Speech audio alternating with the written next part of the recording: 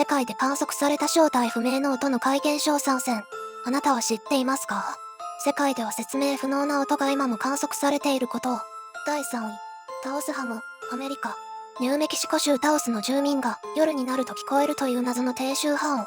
調査しても音源は特定されず、地球からの警告音だという説まである。第2位。バンガー、カナダ。湖の向こうから響く爆発音のような衝撃音。氷の割れる音とも違い、軍も否定しているため未だ正体不明。第1位。スカイトランペット、世界各地。空から聞こえる、トランペットのような金属的な轟音。ヨーロッパ、アメリカ、アジアなど世界中で記録されている。